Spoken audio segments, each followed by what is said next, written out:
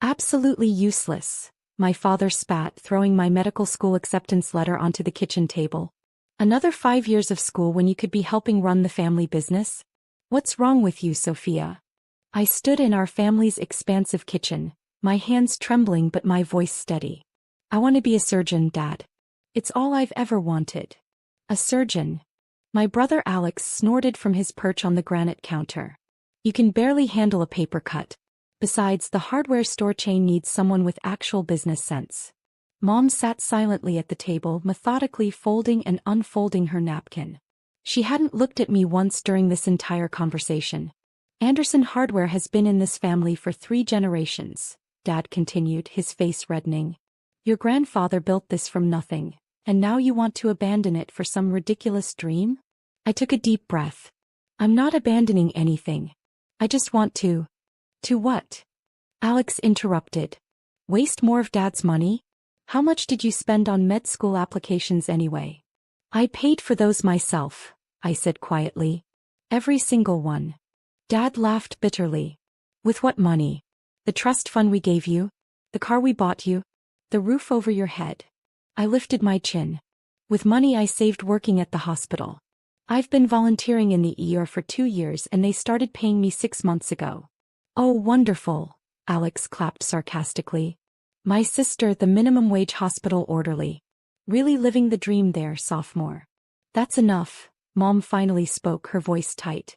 Sophia, your father's right. This medical school nonsense needs to stop. The family needs you here. I looked at her incredulously.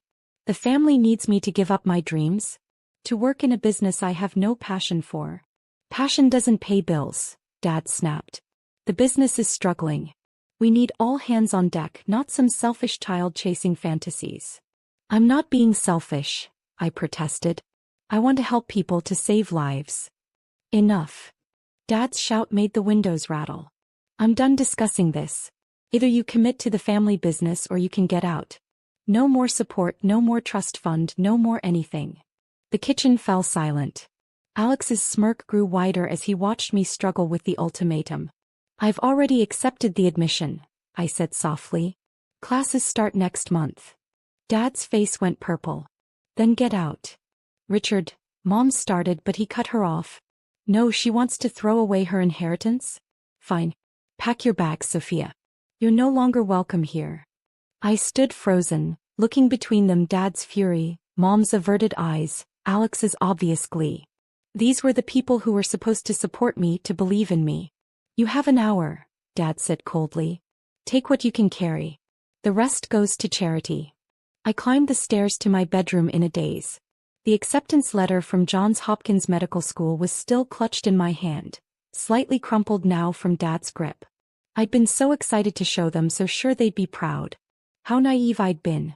In my room, I grabbed my largest suitcase and started packing methodically. Clothes, important documents, the small box of jewelry from my grandmother who'd passed away last year. She'd been the only one who'd ever encouraged my medical dreams. You're really doing this? Alex appeared in my doorway. Choosing some stupid dream over your family? I continued packing. No, Alex. I'm choosing my future over fear. There's a difference. You'll fail, he said confidently. You'll come crawling back within a month, begging for forgiveness. I zipped up my suitcase and turned to face him. You know what's funny? Everyone in this family is so focused on preserving the past that they can't see the future. Anderson Hardware is failing because none of you will adapt or change. And now you're making the same mistake with me. His smug expression faltered slightly. Downstairs, Dad was waiting by the front door, my mother still conspicuously absent. Your car stays, he said flatly. It's in the family's name. Fine. I pulled out my phone and ordered an Uber. This is your last chance, Sophia, he said as I walked past him. Stay, work in the business, be part of this family. I paused on the front steps of the house I'd grown up in. I am part of this family, Dad. You're the one choosing money and control over your daughter. You're choosing to leave, he corrected harshly. No, I said, feeling surprisingly calm.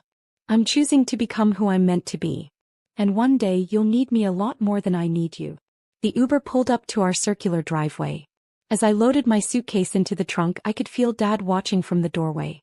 Just before I got in, I turned back one last time. By the way, I called out, Anderson Hardware isn't failing because of the economy. It's failing because your online competitors offer better prices and actual customer service. But you'd know that if you ever listened to anyone else's ideas. Then I got in the car, leaving behind everything I'd ever known for everything I wanted to become. The acceptance letter was still in my hand, and as we drove away, I smoothed it out carefully. Where to? The driver asked. I gave him an address, the small apartment I'd secretly rented last week, using my savings from the hospital job. I wasn't as unprepared as they thought. You okay? He asked, noting my expression in the rearview mirror. I nodded, watching my childhood home disappear behind us. I will be. Sometimes being called useless is exactly the motivation you need to become extraordinary. 10 years passed in a blur of surgical rotations, sleepless nights, and countless procedures. I worked my way through medical school, taking extra shifts at the hospital to make ends meet. Every time exhaustion hit, every time I questioned my choices, I remembered my father's words. You're useless to this family. Those words fueled me through my residency at Johns Hopkins, where I graduated top of my class. They pushed me through my fellowship in cardiothoracic surgery, where I pioneered a new minimally invasive technique that caught the attention of the medical community. Now, at 35, I stood in my office at Manhattan Memorial Hospital, looking at my newly updated nameplate. Dr. Sophia Anderson, Chief of Cardiothoracic Surgery. Dr. Anderson, my assistant knocked on the door. The board meeting is about to start. I gathered my files, straightening my white coat. In the decade since I'd left home, I'd had no contact with my family. Sometimes I'd see news about Anderson Hardware store closures, declining sales, the inevitable shift to online retail that they'd resisted for too long. The board meeting was routine until the chief of medicine made an unexpected announcement. As you all know, Manhattan Memorial is merging with 3 smaller hospitals in the tri-state area, he said. Dr. Anderson will be overseeing the standardization of cardiac care across all facilities. I felt a flutter of pride. My innovative surgical techniques had not only saved lives but had also cut recovery times in half. Now they would become the standard across multiple hospitals. After the meeting, my phone buzzed.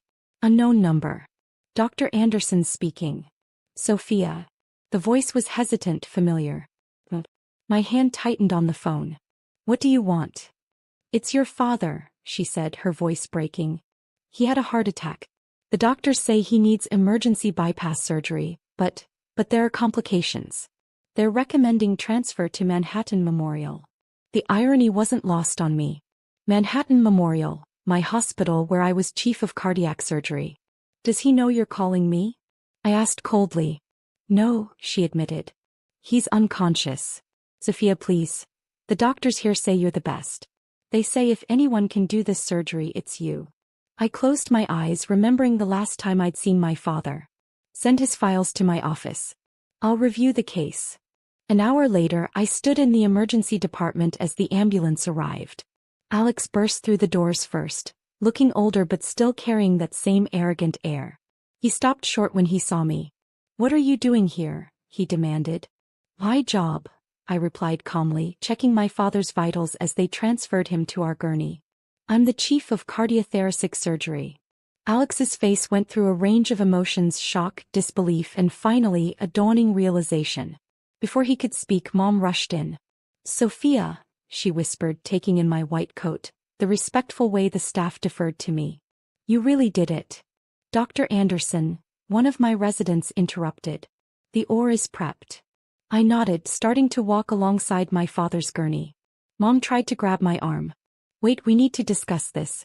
Your father wouldn't want. What your father wants, I cut her off, is to live. And right now I'm his best chance at that. Now if you'll excuse me, I have a surgery to perform. You can't operate on him. Alex protested. You're too what? I asked sharply. Too useless? Too weak. I'm the top cardiac surgeon on the East Coast, Alex. The technique we'll be using today? I developed it.